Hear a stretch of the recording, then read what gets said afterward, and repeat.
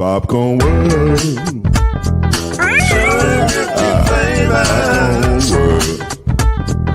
Popcorn World. Yeah.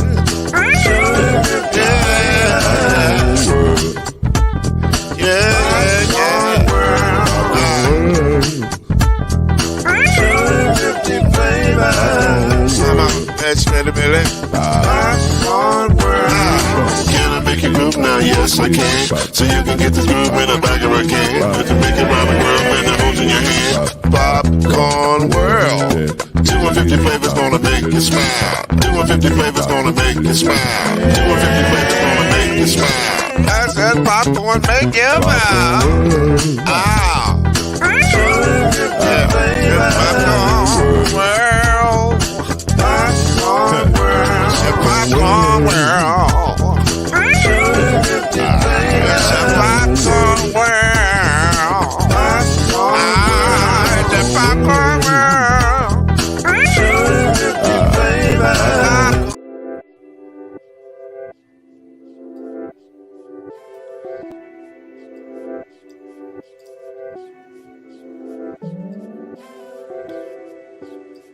Hey everybody, BetOnline is your number one source for all your basketball info, stats, news, and scores. Get the latest odds and lines and the latest matchup reports for this year's NBA playoffs. It's BetOnline because it's your number one sports intel headquarters this season, as we have you covered for all your insider sports wagering needs, from basketball, Major League Baseball, NHL hockey, golf, UFC, and boxing. Go ahead and bet that Errol Spence and Terrence Crawford match. It's ready to go now. The fastest and easiest way to get your betting info, including live betting options and your favorite casino and card games available to play right from your home. Just get into the action today. So you head to the website and use your mobile device to join. And be sure to use our promo code BLEAV, B-L-E-A-V, to receive your 50% welcome bonus on your first deposit. It's BetOnline, and it's where the game starts.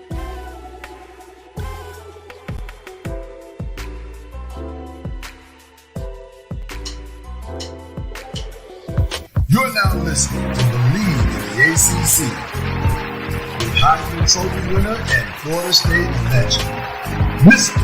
Charlie Ward, Wave 3 TV, and Fern Creek Hall of Famer Kendrick Haskins, and Mr. Talking Noise himself, and of course Mama Noise's man, Lloyd Smith. And now it's time for BLEAV in the ACC.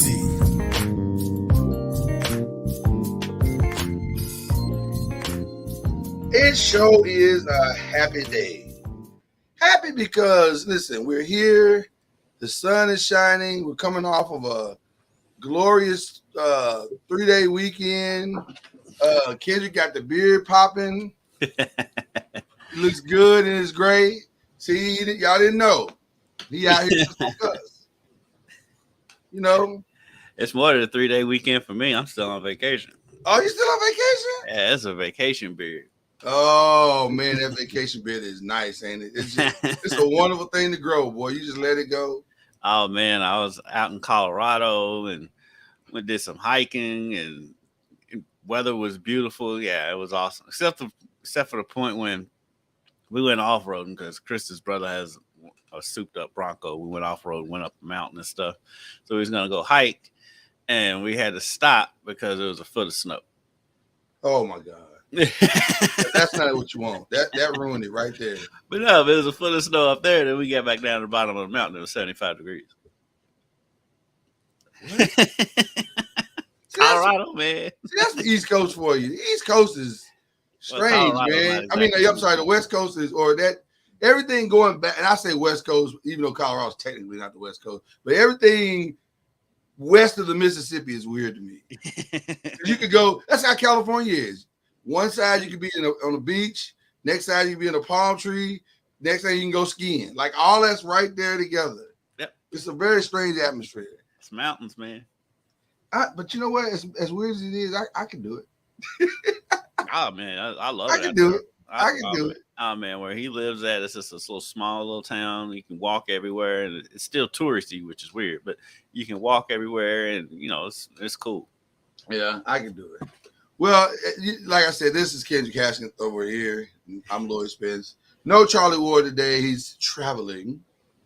Yeah. Hit him with a humble flex just for. Well, listen, I'm not opposed to a Charlie Ward humble flex. I appreciate that as much as the next guy. And that was a Charlie Ward humble flex. We may give out a bunch of humble flex this morning. Real talk. Like, we got some stuff to talk about this morning, and some people are clearly humble flexing out here. Like, that is now, we're about to take it to the next level with the humble flex today. That's for sure. So a report came out on the ACC. Did you see this on ACC.com? Talk about your humble flex. The ACC quietly has had, as the article says, unprecedented national success this year with its teams, athletic teams. There have been this year in the ACC 9 national champions. That's right. The ACC has won the women's cross country national championship with NC State, the field hockey championship with North Carolina women, the men's soccer in Syracuse, the women's swimming. Northwestern won field. No, Northwestern won lacrosse. They won lacrosse, right? Virginia won. Well, they won women's lacrosse. Yeah. Right. Virginia won tennis, right? Women won tennis and swimming and diving. They won fencing. They won men's tennis, and women's golf, and like we talked about, men's lacrosse. And we still got a chance to win men's golf. Florida State is playing in the World Series, although it doesn't feel like we're going to win that because it's going to take a pure miracle to somebody to beat Oklahoma in anything at this point. We got 5 ACC teams at the Open Outdoor Track and Field Championships that are going on next week. And then 8 ACC baseball teams are in the field of 64 for the baseball championship. Baseball, yeah. So, and then that's not to mention that we had, we had North Carolina women in the soccer finals. We had Louisville volleyball in the soccer finals. NC State women's tennis was in the soccer in the finals. It's great. So you said all these sports were in the soccer finals. I didn't mean to say that. My coffee is steeping right now. It's not. I haven't drank. It's not your magical coffee yet. No, I got to get that in my system, and then all of the words will come together. But my point of saying this is, baby Jesus, I gotta have it, bro.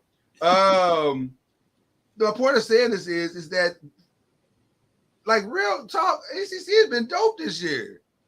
Yeah, like it's been, and it brings me to this question: with the ACC currently scrambling to figure out its TV situation, is that really the best strategy? Or is this just a marketing situation where you need to promote? Maybe you need to renegotiate the numbers. Maybe the numbers need to look better for, breakup or whatever. But is this just a matter of you just got to promote the greatness that is your conference? Because if you're winning this many national championships or competing for them, do you really have a problem? Like, do you really have a real problem? Well, the general public only cares about like three sports. I agree. But those are the ones that make the money. They win championships in sports that don't make any money.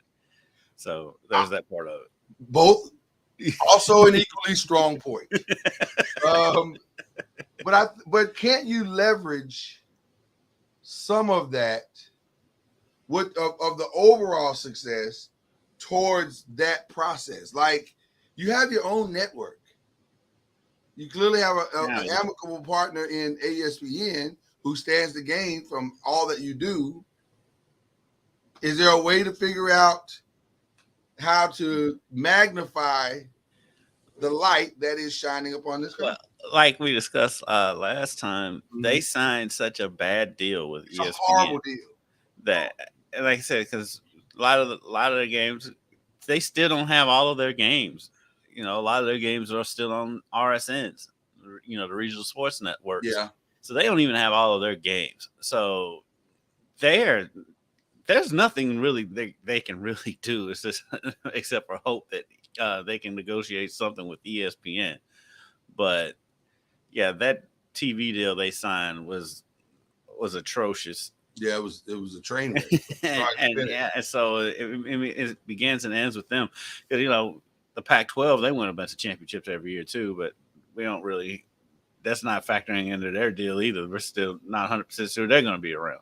So, so they that until they can figure out something with that deal, I don't.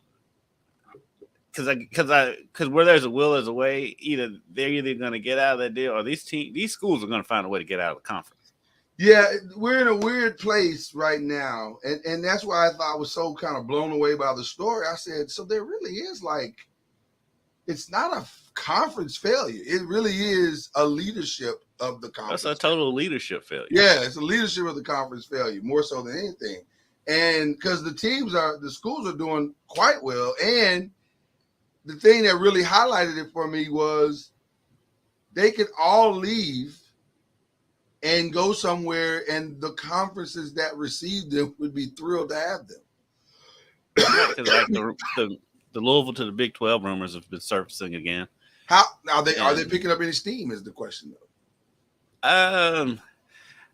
Everything's going to be so close up right now, but they're surfacing again. And best guess. Do you think they're gonna make a real push? I think they should, if I'm being honest. And I'm saying that as an ACC show right now. Yeah, I think they should. I mean, it makes for one sense. It makes growth sense.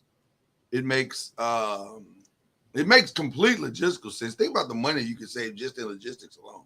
Well, really and truly, not really, because outside of Cincinnati and West Virginia, everything is way west in the Big 12. It's like Kansas and Kansas isn't too far, but then you get into TCU. I was saying the furthest trip you'd have Colorado. The Colorado trip would be rough. Yeah, so that would be well, Colorado's back they're in the Pac-12, but Colorado State, aren't they in the Big 12? One of them is. No, I think they're both in the. Colorado's in the Pac-12. I know that. Right, Colorado's in the Pac-12. Well, logistically, it's 6 and 1/2 dozen another as far as that goes. But let's see, because the Big 12, it's also they're rebuilding too, because they're going to lose Texas and Oklahoma in the coming years. TCU is rumored that they may end up going to the Pac-12, and so then who you bringing in? But you still got Baylor, you still got Iowa State, you still got Kansas State, Oklahoma State, TCU. Oklahoma's SEC. Oh, that's right. They both left, Oklahoma and Texas. Yeah. Well, okay. Yeah, you got Texas Tech, got West Virginia. Yeah, I mean it's not bad. But it's winnable. It's definitely winnable. Because we know Oklahoma State's not exactly dependable winning championships is on the line. Right. The toughest. Kansas State. Kansas State would be tough. TCU would be tough. Baylor could be tough. In basketball, for sure. It'd be a great basketball conference. Yeah. Texas Tech, Kansas, Baylor. It'd be like the Big East, a much better basketball conference than the football conference. Yeah. It'd be a better football conference than the Big East was, though. It will be a better. Yeah. It will definitely be a better football conference. And for Louisville fans, you renew the rivalry with Cincinnati and West Virginia. So that's some good of it.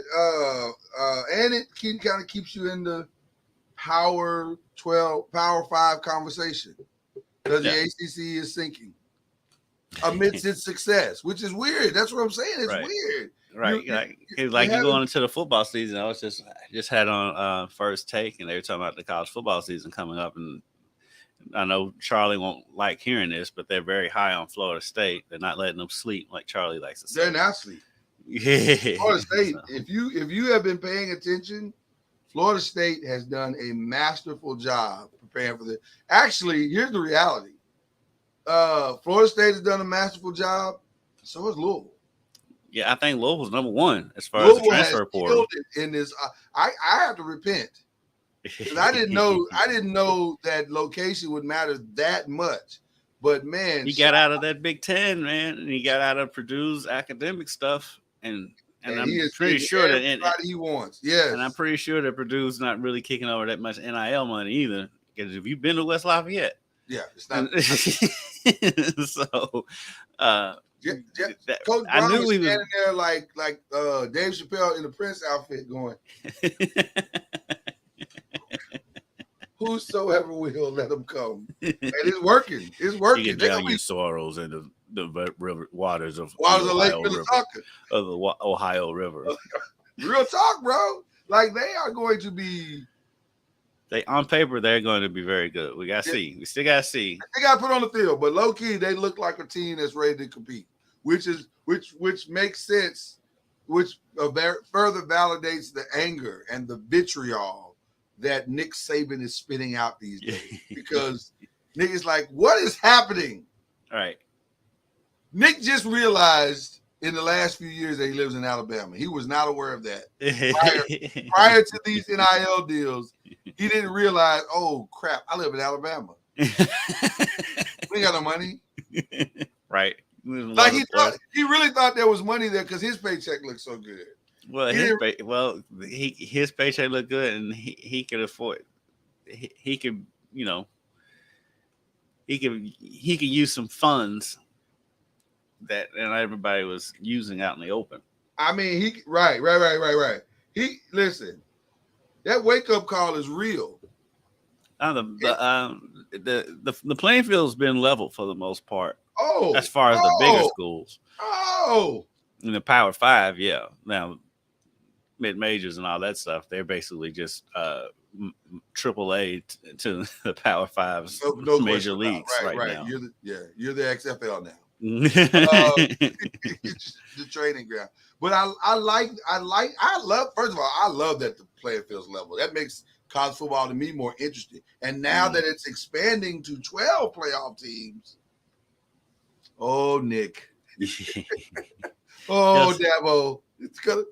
But Dabo's the one that's gonna fit. Nick will adjust. I'm not. Only thing that's hurting Nick. Yeah, only thing hurting Nick is that Nick is almost 80 years old. But Dabo is going to hurt Dabo because Dabo's not going to change it up. He doesn't want to change it up. He's not doing anything in the transfer portal. I haven't heard much of NIL on their end.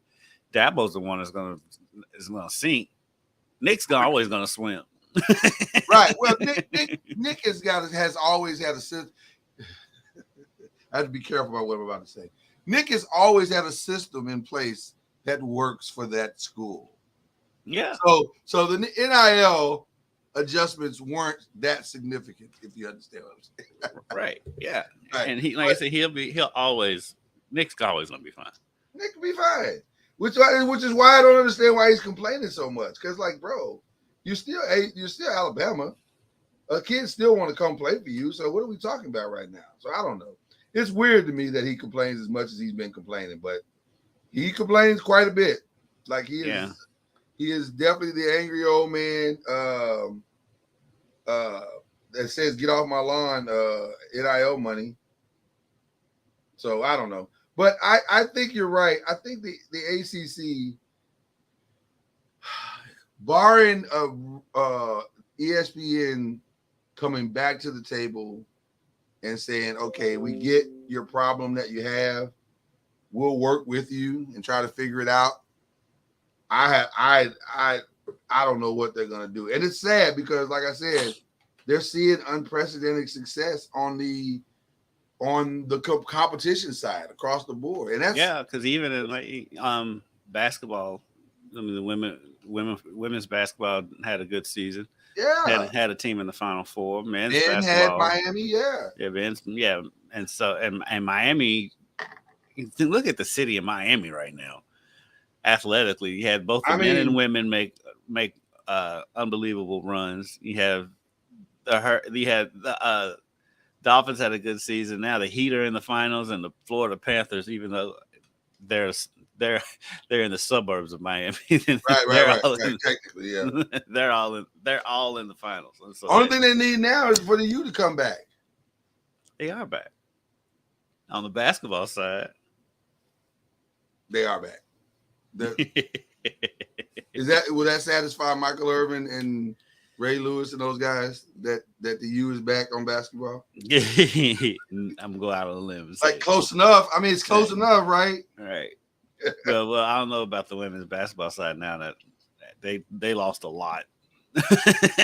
So They lost the men. those twins. They lost those twins, and That was if nothing else, the marketing of the women's basketball is gone. right. And when they lost their best player too, didn't she graduate too? I think she graduated. Yeah. And then the men, they lost a lot, losing Wong and. Well, listen, you can't stay in school for 15 years. God, time to go. Jesus. The man is on the Elliott Perry plan. He got to go. It was time. By the way, a side note, we're about to get into some other stuff today, right now. This is a slow time of the year, guys. So we just gonna talk. Hence me on vacation. Right. Even though how about the city of Lexington? And Lexington's a nice town. Don't get me wrong, there's nothing wrong with Lexington. But they have the state baseball there, state softball there, state tennis there.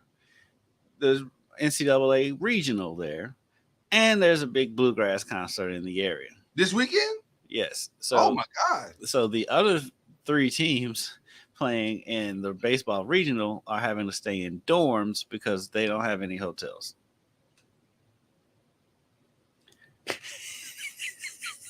Because this great state I live in thinks that having every state championship in Lexington is a good idea.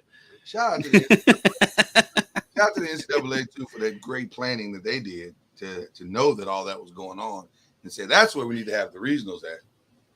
Right, I mean they're all there. Every baseball NCAA. I mean they earned it. Technically, they earned it. They earned it. Yeah, they earned. That's not even knock on the NCAA at all for once, but knocking this state I live in that has every state championship in the same place. I am knocking the NCAA because my God, you got these kids staying in dorms. I mean, that's not NCAA's fault. Richmond ain't that far. At minimum, let them stay in. There's nothing. I mean, like there's nothing in the. It's nothing.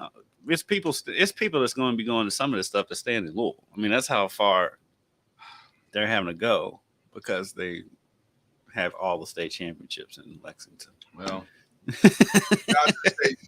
scheduling. I would assume that going forward, people need to get on the same page as to what's going on.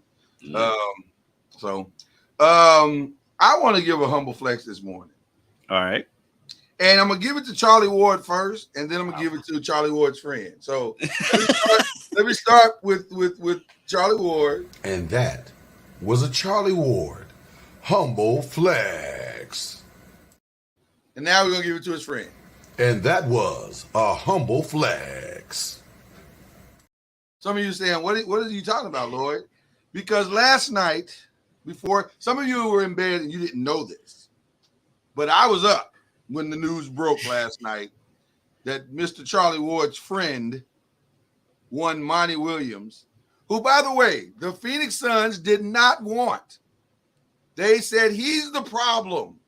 He is a malcontent and he can't get these kids over the hump, and no, he can't help this team. That's new owneritis. That's new owneritis. Right. He didn't want him, but in the words of DJ Khaled, God did. Because my God, man. The man woke up or went to bed last night $78.5 million richer. Yeah, he's got to go to Detroit, though. That money stretches well in Detroit. I'm not talking about that part of it. Oh, okay. Listen. I'm not even messing with the city of Detroit. I'm just talking about the organization that has been a train wreck. Well, that's why they're doing it. Because they're like, we got to fix this. Like, they had Dwayne Casey. Do you think Dwayne is better than Monty? I don't think Dwayne's better than Monty. He was a coach of the year like Monty. He was. he's. I don't reckon. I don't know if it's a better thing. It's like This. I mean, it could be. I mean, Monty's fine. It could be a better decision, but it's not like they haven't had good coaches there. that's funny. Chad says his new name is Money Monty. Big Big money Monty. Big money, Right. Monty. Big Money Monty. Like Big Money Grip. I listen. I understand what you're saying. I can't really argue. It's an organizational issue that's going on in Detroit that they've got that many lottery picks. It's not, and it's not through trades. it's not the trade. It's not the trade. It's legit futility. It's not. Yes. It's right. Yes. I mean, but it's the thing though. If they can win, I mean, the way the community and the way they galvanize, the city galvanizes around that team when they are successful. I mean, it could be a great hire if the organization gets out of its own way. Yeah, they've got pieces there. But I think when you pay a man $78 million, you're basically saying we have no more answers. Please come help us. Yeah. Well, and I think they're going to let him do his thing. I think they're going to let him do his thing. Listen, keep in mind, this is the same guy that when he came to Phoenix, Phoenix had won 19 games. He almost doubled that in his second year, and in his third year, he had him in the finals.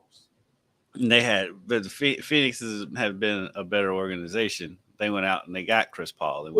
Better in the they fell into DeAndre Ayton, but I mean, and they fell into Booker. But I mean, they got Booker, and we thought Booker was going to be good. We didn't think he's going to be this. Right. We didn't know he was going to be this good. Like this. So, but I mean, like I said, the thing is, like, the Pistons mean so much to the city of Detroit. I really hope they can turn it around because basketball is a lot more fun when the bad boy crowd isn't into it and they're a factor. When the blue bloods of the NBA are good, it feels like a better NBA, and it looks like that's where it feels like we're headed back to now. Like San Antonio is about to be good, y'all, for the next 10, 15 years. They're gonna be. They're gonna be right there. Wonder how long Pop's gonna stay there though. Man, I don't know. Pop's getting up that's there. That's a great question. Yeah, that's a great question.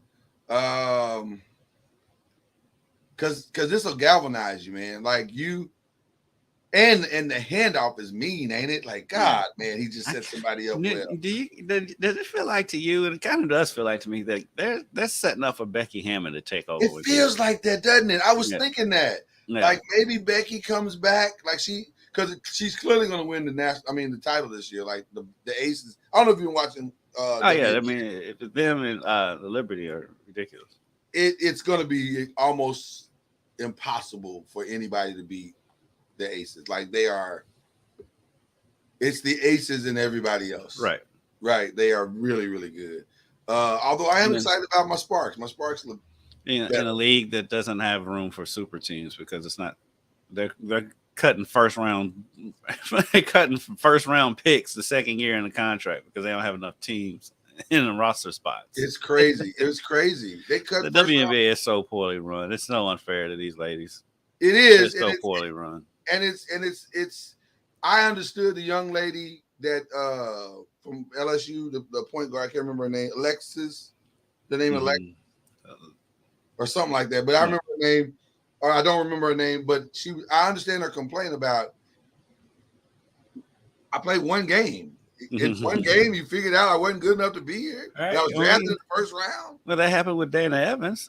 Yeah, she got traded immediately. Then the Mystics, they put out a promotion talking about the Louisville connection and blah blah blah because they had Emily Inksler, Maisha Hines Allen, and Jasmine Jones. Right. And then like 2 days later, only one left was Maisha Hines Allen. Yeah, they got some problems. Maisha's my girl though. Shout out to Pastor Cord. Pastor Cord, with all due respect, and I mean all due respect. Hey, AD's gonna get it done for the Dream. I'm sleeping on the Dream. AD's gonna get it done for the Dream if she can stay healthy. Okay. I got cheer for my girl AD. Cheer for AD. My bae. There you go. Cheer for AD. I ain't mad at But it's gonna be a fun year in the WNBA for sure. But yeah, going back to Monty, that is unbelievable. They've got some talent there, so they can turn it around. What pick did they get in the draft? Number 5. Yeah, they got the 5th pick in the draft. Got the 5th pick. And by the way, the thing can balloon up to $100 million if he hits all his targets. Yeah. And listen, with a 6-year deal, they're basically telling you we're going to give you time. Well, we're going to give you time. We're going to give you support. You're going to be able to help make decisions. In the predicament that the Pistons are in, they can't give short-term contracts to coaches. They can't. They can't. They really can't. Give us. You're gonna have to give somebody time because it's gonna take some time. But listen. Shout out to Monty. Shout out to Monty. I think he's gonna. I think he can turn it around if the organization lets him. And he's not GM too, is he? He's just coach, right? Well, I think the NBA is getting away from the GM tag. I was gonna say coaches. Technically, he's not the GM, but I mean, when you're the highest paid employee in the building, everything's gonna run through him. So I was gonna say they're probably not making many decisions without your input. Right. Yeah. But as long as he doesn't have the whole the GM tag too, because like we've seen so many coaches, that's why they've gotten away from it, because so many coaches were a coach and GM, and it's not a good fit. It's not a good look. You don't have that. There's not that many hours in the day to It's hard worry about your team, and then you got to keep an eye on free agents. You got to keep an eye on future draft picks. Yeah, it's just too much for one person. I agree. Like I said, today's a potpourri day because there's not a lot going on in our glorious conference. You excited about tonight, the finals? I am excited about the finals. I was mad because we came back from Colorado because we was just outside of Denver. That's and just we came back today. If your Lakers would have put up any kind of fight, we would have had Game 7 in Denver on Sunday. 7, but your Lakers. My bad, bro. Right. Yeah, and then of course, we could talk about your boy, LeBron. What did he do wrong? What did he do wrong? This fool know he ain't retiring. Anybody around knows he's not retiring. Listen, but because he wanted to take the attention away from the Nuggets, he comes out saying that nonsense. Well played, by the way. That's exactly what that was. Hey, well played, by the way. Well played. Well played, because he's a master manipulator. But this is why. This is one of many reasons why I can't totally get with LeBron. Listen. He wears purple and gold, so I'm under legal obligations to support him. But I had flashbacks of that Miami series. I mean, that when he was with Miami, that first Dallas series when JJ Barea, when he wouldn't go in on JJ Barea on the last play. It was a game 1 or 2 when I think it was game 1. Jamal Murray's got 5 fouls. Mm-hmm. Lakers are down by 2 with 14 seconds left, something like that. Yeah. And he chucks up a 3. Yeah. And you know why he chucked up that 3? Because he doesn't have confidence at the free throw line. He won't shoot free throw, yeah. It's why he can't be in my GOAT conversation. Well, listen, I don't to me the GOAT conversation is wildly overrated anyway.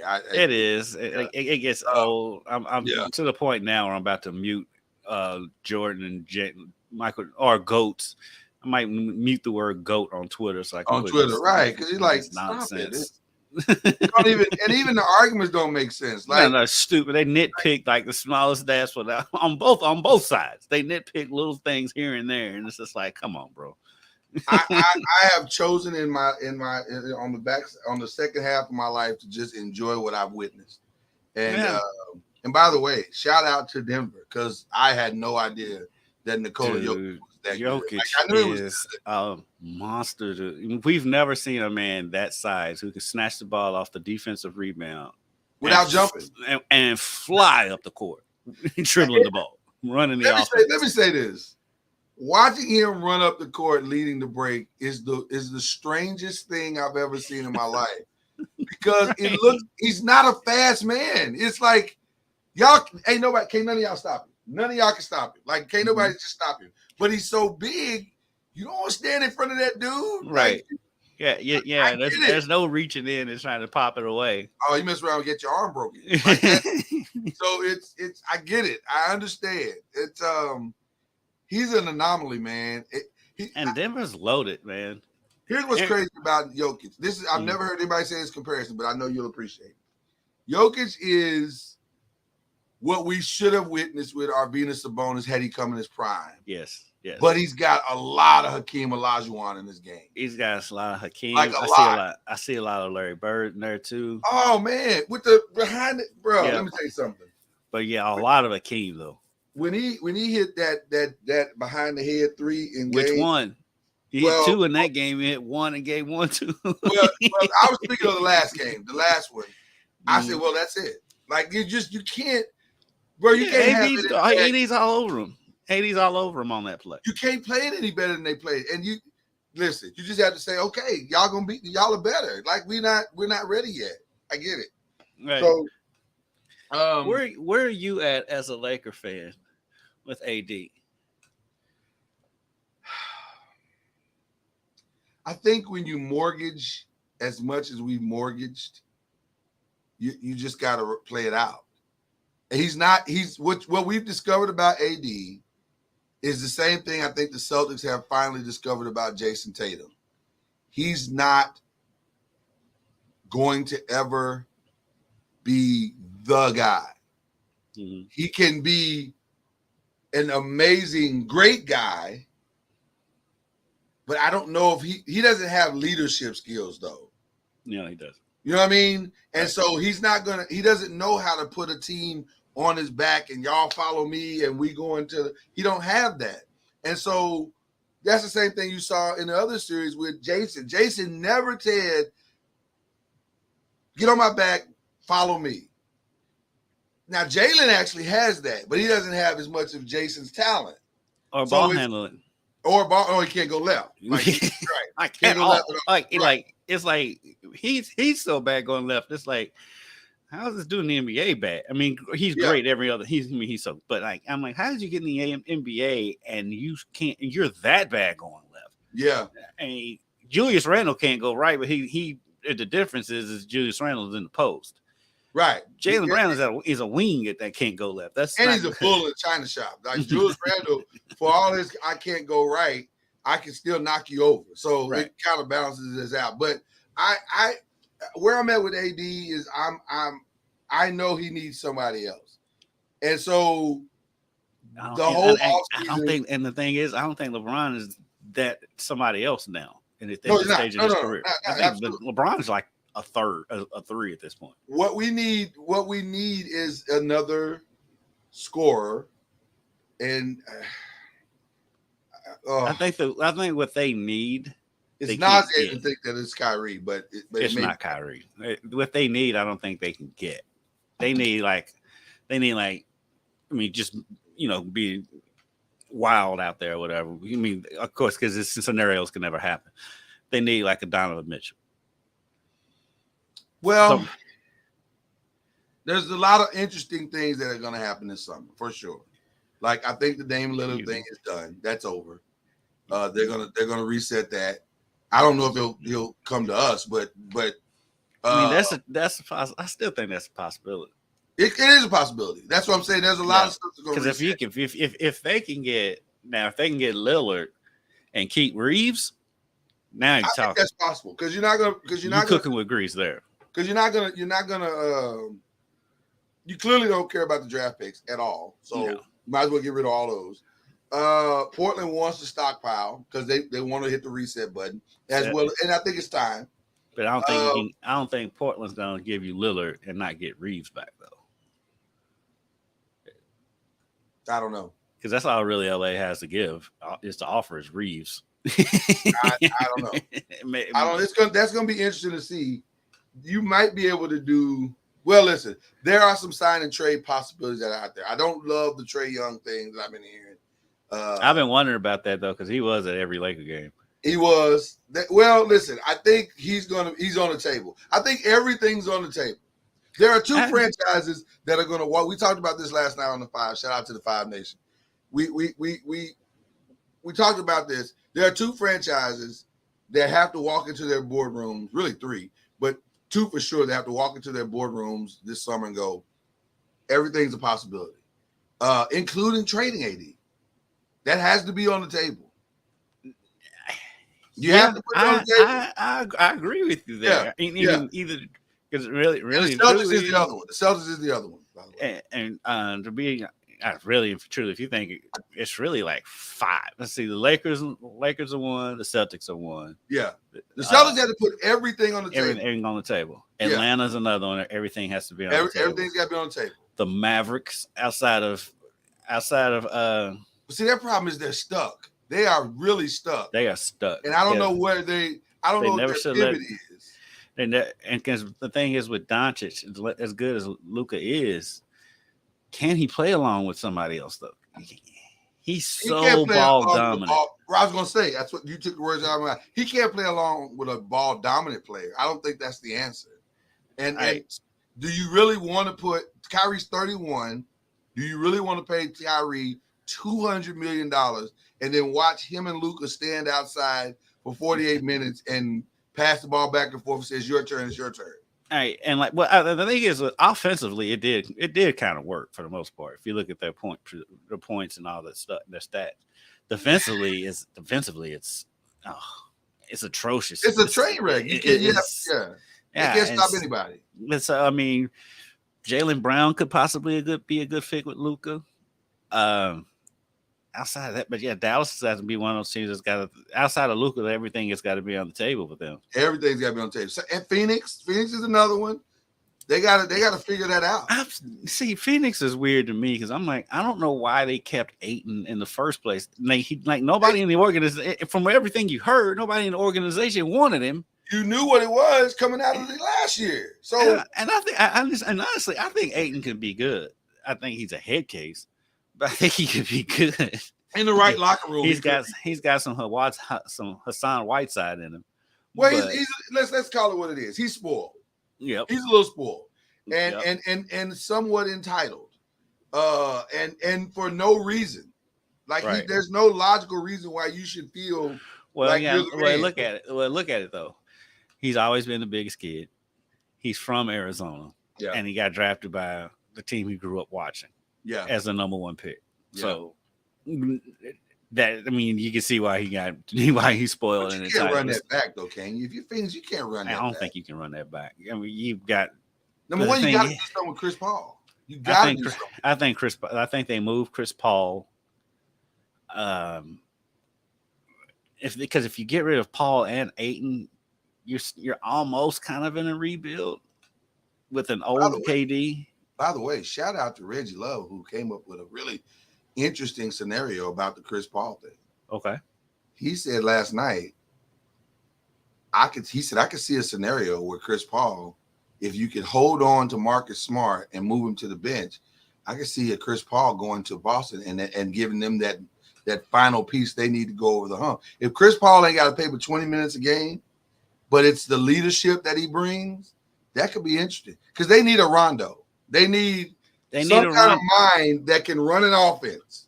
The only thing about Chris Paul, though, for one, he's so injury prone. And 2, Chris Paul, he wears on people.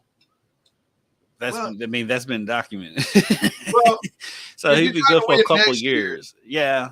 Then it's a good move. That's what I liked about it. It's a good, yeah.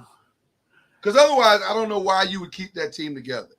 I tell you, a good asset. Somebody, I don't know what his contract situation is, but would be a good asset to somebody that would be a low key move that wouldn't garner that many headlines, but he could be a good fit to a good team. Terry Rozier in Charlotte. Well, I'll tell you this. Quietly, that is also one of the things that's been coming out of Lakerland. Mm-hmm. Which, by the way, I think that is a smart move if you do the Damian Lillard deal. Like if you got to give up Austin Reeves, or Damian Lillard, having him come in, Terry Rozier come in and anchor that second unit is not a bad consolation prize, along with Dennis Schroeder. That's not a bad consolation prize, right? Because I don't think Schroeder can be your leader on the second unit. He can't. He flops too much for one, and you don't and want he's too emotional. You don't want him to, because I think there's stuff that he brings to the table that defensively, he's amazing. He's great. Right. I was going to say, I didn't realize he could be such a great defender. So you want him in that role, and Terry to play the true point guard role on that second unit. And now you got a really strong second unit. So I that's been discussed. There's a lot, but again, these are the teams that we're saying they got to come to the table and lay it all on the table and say, okay, what are we doing? Because we got to make some changes. We cannot come back next year with this. and you know, quiet has kept another team that could, and it's going to sound crazy to say it, but another team that could be like Miami. Well, listen, because what do you do with Bam? Because Bam and Anthony Davis are very similar. They can give you great games. They are solid. They are definitely solid defensively. But when you need that player to be that man, because Bam is essentially the number 2 on that team, you don't know what you're gonna get. He was awful on offense in game 6 and 7 of that series. Yeah. Can I tell you something that I had a thought? And I love Bam. I had a thought the other day, and I don't think I'm wrong. Other than Booker, and you can kind of make a case for Booker as well. Name the Kentucky and Duke player that has leadership skills. I think Jamal Murray had leadership skills. I think he's probably more the leader on that team than Jokic. He's closer because Jokic is not a talker. Right. He's closer to that than anybody else you can name. But I thought about like all the Duke players. I can't think of one Duke player historically, other than maybe Grant Hill. Grant Hill. Oh, well, Grant Hill's pretty much. I guess Elton Brand to an extent. I thought about Elton, but I said, was Elton really? He's literally a GM, so he literally is a leader. Right? He has developed some measure of leadership skill over his life. But I just thought about, like, because that's what Boston is missing. Bam that's what we're missing. AD won't accept all of the responsibility to be the guy in LA, which is what's slowing us down. I kind of feel like Brandon Ingram has some leadership in him. He just looks crazy, but I think he's got some leadership. See, I think Brandon Ingram is Carmelo. I think he's Carmelo 2.0. I tell you who's Carmelo 2.0. Doncic.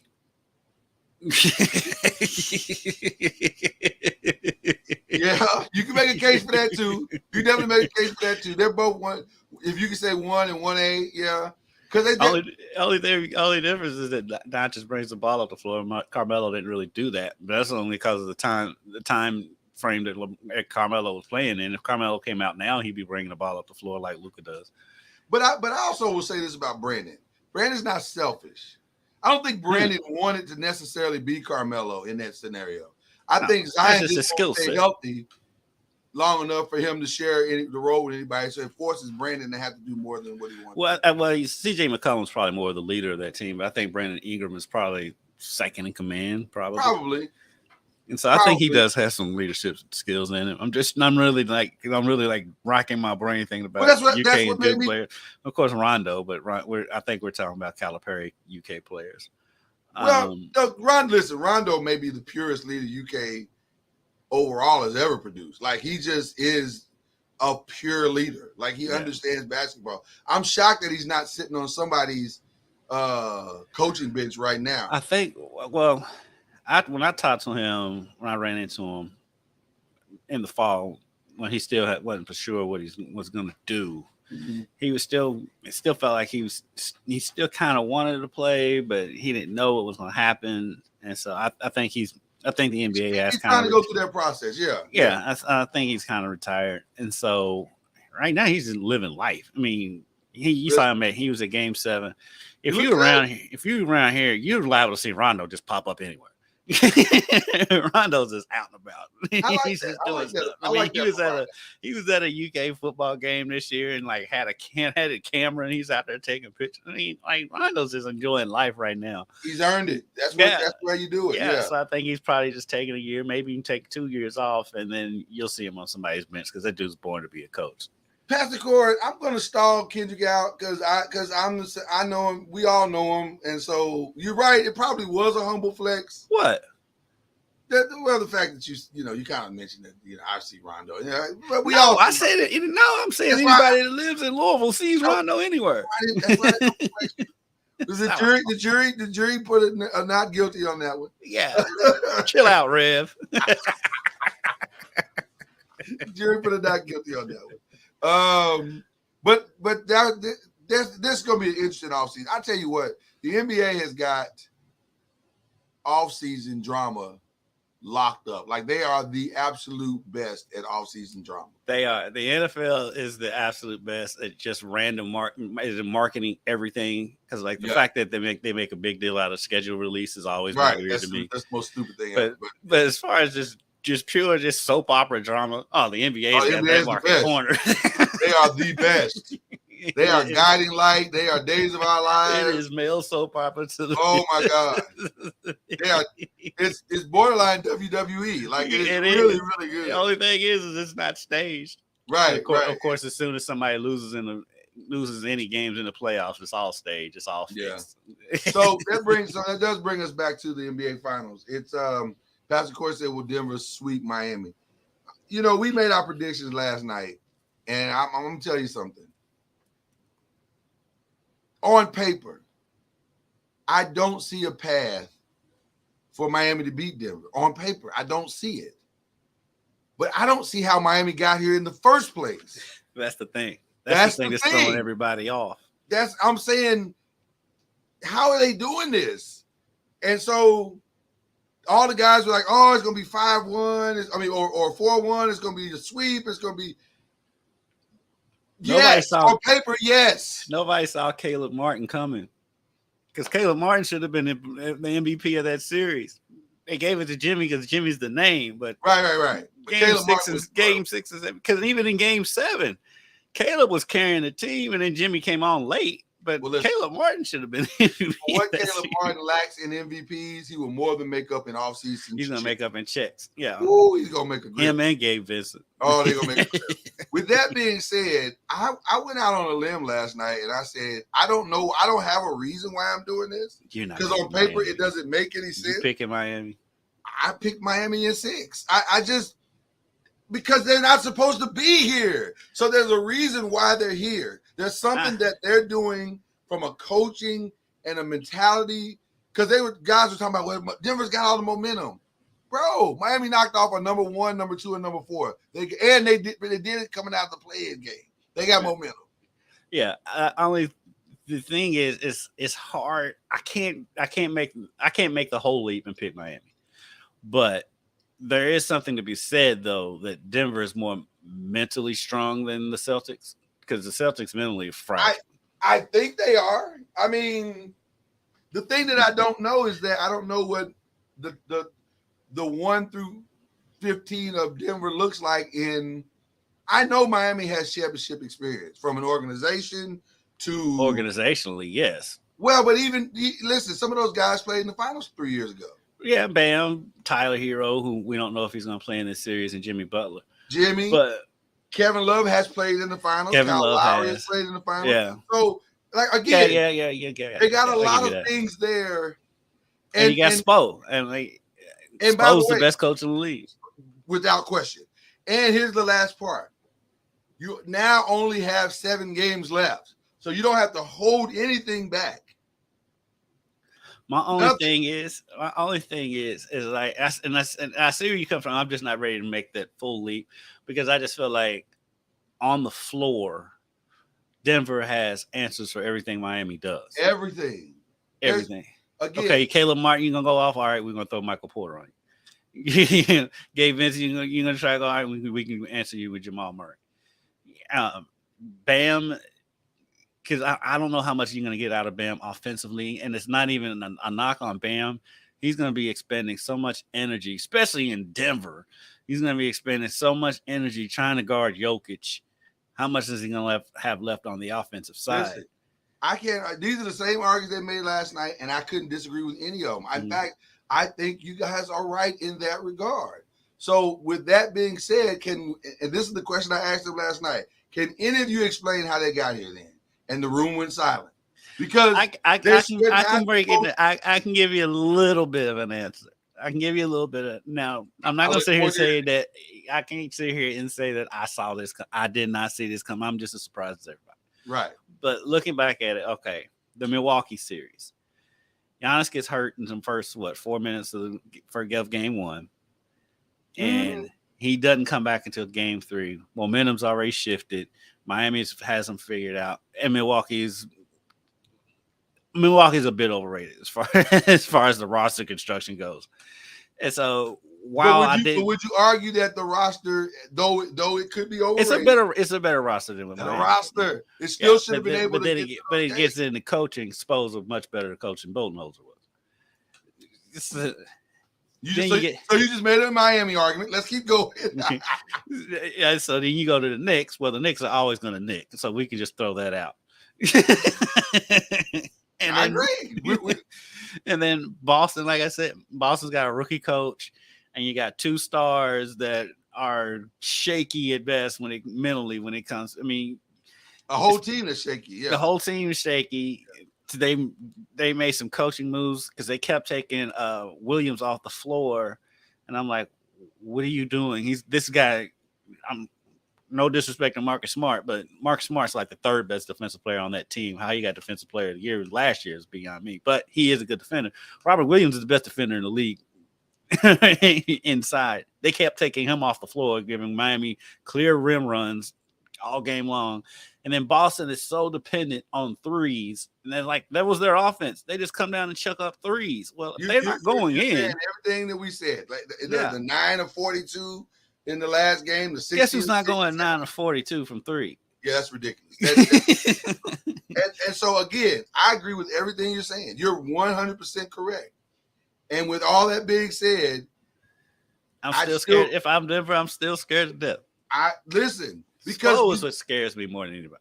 Spo scares you for sure because that dude, and let's be honest, he sits in the room planning with another Hall of Fame mind in Pat Riley. There's no organization in the NBA that has the culture of their group figured out better than Miami. So it's not about what you're doing. They just know what they're capable of doing. And they know how to play chess better than you. At this point, I don't know how much Pat Riley is really involved, but yeah, I get what you're saying. But I'm saying when he bounces these ideas off of, because Spo talked about that yesterday in the interview, he said during the season, I only talk to my coaches and Pat. That's it. I don't talk to anybody else. And so I'm sure Spo is leading it, but Pat's got some old school. Listen, the man is coached, executive, or played in 25% of the NBA finals. So they're not going to be overwhelmed. They're not going to be. Listen, man. Again, I have no logical reason on paper for picking Miami. None. I can't justify it in any way. All right. Having said that, I got Miami in 6. I don't know why. I think it's going to be a great series. I'm just I'm not ready to make that leap, but that's the thing now. I wouldn't be stunned if they did win. I wonder if you're Miami, what do you do with Hero? I don't think you put him back in the starting lineup if he comes back. He comes off the bench. Because you know how hard that is to go that long without playing, then you drop you in the NBA finals. Yeah, he comes off the bench. And by the way, that should make Denver nervous because if he can find his stroke by game 3, which is the projected game that they have him coming back, if he catches fire in Miami, it could be interesting, man. I'm just saying. But like that, also the argument can be made though that him being out actually helped Miami on the defensive end. Oh, no question. And so they're better defenders without him. When he does come back, does Denver attack him? They probably will. You gotta go at. Well, they'll hide him. They'll play zone and hide him, but you gotta go on at the second unit though. Denver will have to attack him on the second unit. I know it. That's what I'm saying. Miami will probably just go to zone and try to hide him. Like Golden State used to try to hide Steph there for a while. Right. But you still got to post him up though. I mean, I have to throw Michael Porter out there and keep switching off, and like have at it. Like I said, I don't. He's not going to be in shape because he could probably come back in game 1, but you're not going to throw him. I think he waits in to that game elevation. 3. I think he wait to game 3. Let the crowd kind of carry him through as well, and just But listen, there's no logical reason for me to make this pick. It makes zero sense. But I get it though. I get Yeah. it. It's hard to pick against them at this point. But it just like at some point, it's like, does it just wear out? How are they going to be worn out?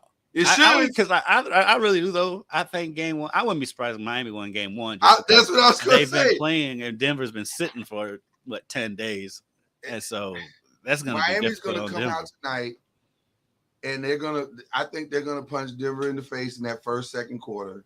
Denver may settle down and get them, but I think the game for Miami still is his first one.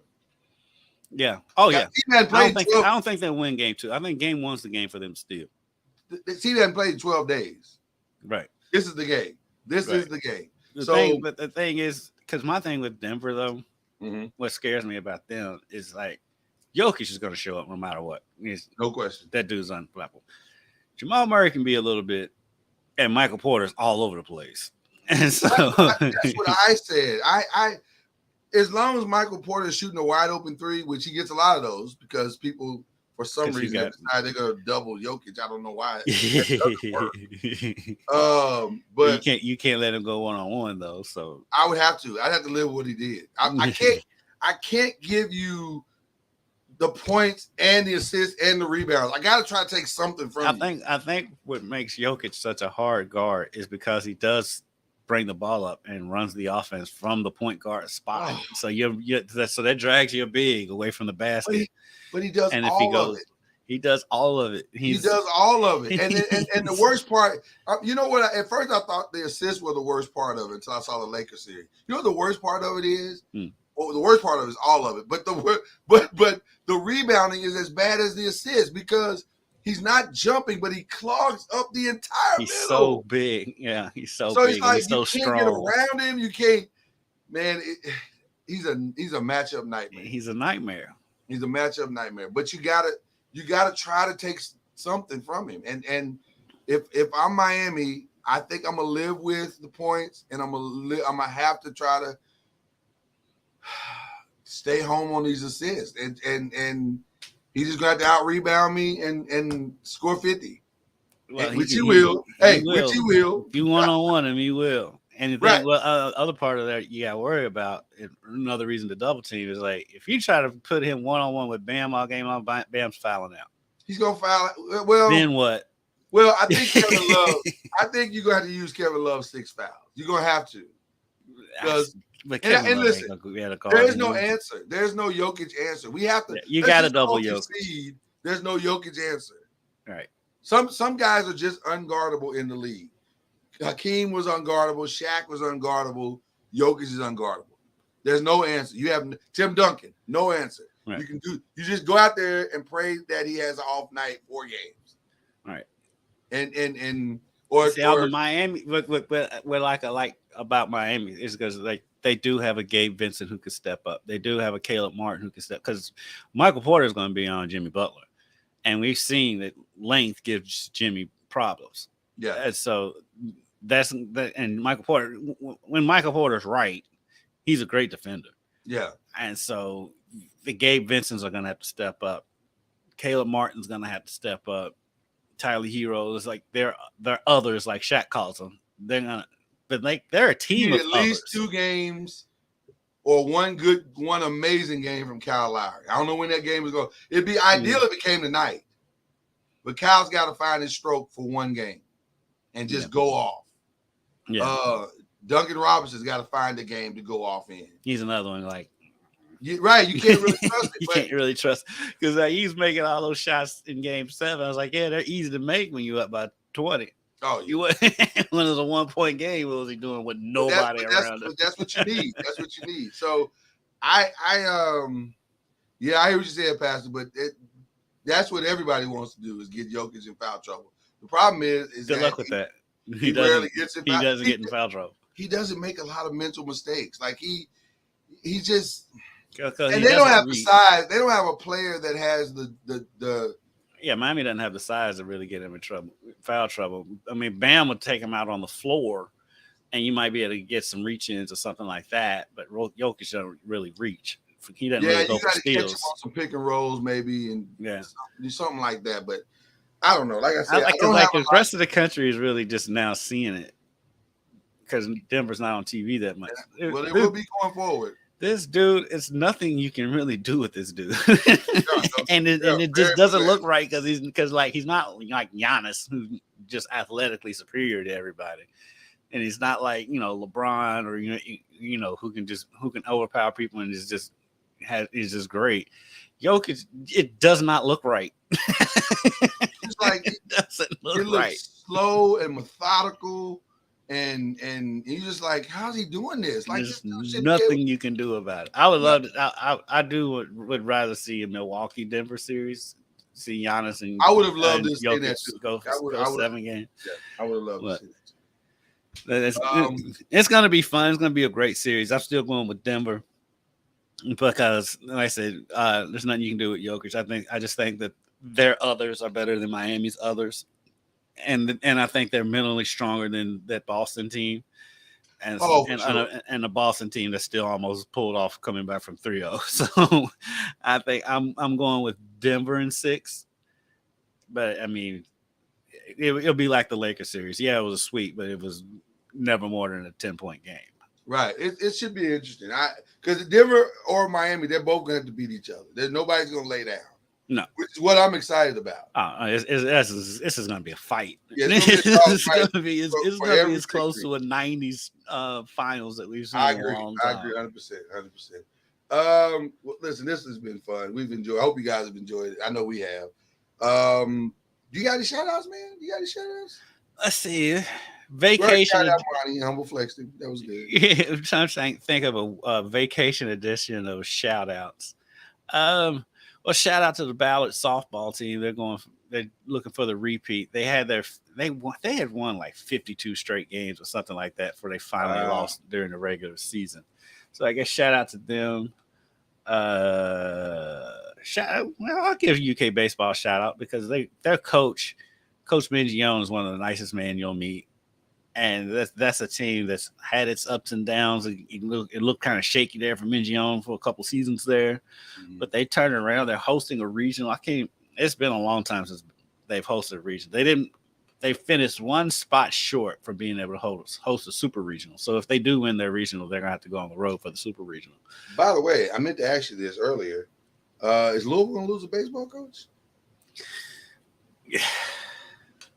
The Alabama rumors are strong. I think Georgia's fired their coach, so there's a lot of angst. Of course, he came out complaining about which. Look, I love Dan McDonald. He was way off on that one. About not having support. Yeah, not having support. I mean, they finished renovating the stadium during the season. And you started 18-2, the greatest start in program history, and then you finished like I think after starting 18-2, I think they only won like 7 more games or something crazy like that. So you can't start out 18-2 and then talk about there's no support when you miss your conference tournament. And I said they've redone the stadium and they can't put as much money into the program right now. When I'm like, look at read the room that you're in right now. They're paying basically 3 basketball coaches right now, paying a football coach a whole lot of money. And so, yeah, you're going to kind of fall on the back burner a little bit right now. And so, doggone it, I forgot to humble flex Monty on the fact that he's making $78 million and Phoenix still owes him $21 million. I'll do it. It's not too late. I'll wait. I'll do it when Charlie gets back. Okay. Because then I can humble flex him too. Right. Yeah. So that's my shout outs. That's a great shout out. I really didn't have a whole lot of shout outs. This is a weird shout out. and this is strictly really one that only you will get. But shout out to my agent for navigating the waters right now. It's crazy out here in these negotiation streets. Yeah. Crazy. Yeah. Crazy. Right. But he's doing a good job. So I want to give him a shout out. He'll see this later. I may have one more shout out. Go ahead though, and then I'll give it to you. I might be done. I knew I was gonna shout out my Texas Rangers. They're giving me something to look at this summer. They're really good this year. Shout out to Bruce Bochy. Who knew? This man is a really good manager. Like he's really, really good. He's got them believing they can beat anybody. So they had the best May they've had in a long time. So almost a little over a decade. So shout out to the Rangers. So I'll have something to do this summer. Okay, so I haven't found the exact dates yet. I want to say it's next week. Okay. But shout out to actually two shout outs. Shout out to my man Peyton Siva, former U of L point guard. He's doing a lot. He's doing a lot in this community right now since he's come back home. And so he's got his camp coming up. I want to say it's next week. He's got his family camp. And then shout out to the Ville TBT team. We'll have more on that. They start playing on July 25th. And they're playing in Freedom Hall. And it's going to be Russ and Peyton back there in the backcourt again. Shane Bohannon, Shane's playing. Wayne Blackshear is coming back. They are literally putting the band back together. Yeah, it's a lot of the 2013 team is going to be together. Then you're throwing in Cal Keurig, who's also playing on that team. And so, yeah, and then Shinanu Anuwaku is playing on the team. So, wow, I haven't heard that name in a while. All right, who knows? I hope he's still shooting the underhanded free throws. No question about it. So shout out to I don't even want him to come back if he's not shooting it. Don't even waste your time, bro. Right. So shout out to them, especially shout out to Peyton, because Peyton's been doing a lot in this community in a very short time of being having moved back. And so I've worked with him on a couple of things. Dad's still wearing those. His dad just had a stroke. And so, yeah, but he's okay. He's okay. Peyton had posted a picture of him not too long ago, and I think he just before he went back out to Hawaii. You're better, Mr. Steven. Yes. So Peyton Siva Sr. Yeah. So, but yeah, like I said I've worked with Peyton on a couple of things, and he's trying to do a lot and making a difference in this community. So shout out to Peyton. Awesome. And yeah, I'm not gonna let you get away with that one. And that was a humble flex. I don't know. I worked with him on humble flex for doing charitable contributions. I agree. But you didn't mention the charity. You just said I worked with him on a couple of things. So it came off kind of humble flexes. Just a little. I'm really starting to notice that there's only 2 people on this show that gets humble flex, and there's 3 people on the show. Because I don't get out of the house much. Or that you have control of the button. That also could be true. Yeah, you know what? No, hold on. What? You do have a humble flex. What? Shout out to my agent. Touche. And that was a humble flex. Touche. I can't even. I'd like to argue against that. I can't really. He got me on that one. I thought you weren't going to hear that. You didn't hear it at first, and I was like, I'm El Chapo. I hear everything. So basically, I stayed in too long. I stayed in the moment too long. That's what you're telling me. I should have got out and yeah, you already should have closed the show. Should already close the show. Yeah. And I done that, none of this would have happened. So I got it. Lesson learned. Okay. Listen, Charlie Ward will be back soon at some point, but until he does, we'll just keep having fun like this every week and figure out. Shout out to the people that listen to us or watch us every week. Shout out. Listen, it's amazing. People are still coming to watch us after 2 years, almost 3 years. This is cool. Right. So hopefully we can keep it going, keep giving you great quality entertainment, and yeah, we enjoy it. It's fun. So with that being said, that's Kendrick. I'm Lloyd. We'll see you later. You've been listening to Believe in the ACC with Charlie Ward, Lloyd Spence, and Kendrick Haskins. Please like, follow, subscribe, and share from the Noisemakers page on Facebook and on YouTube. And you can also listen to us on Spotify, Apple Music, iTunes, and wherever podcasts can be heard.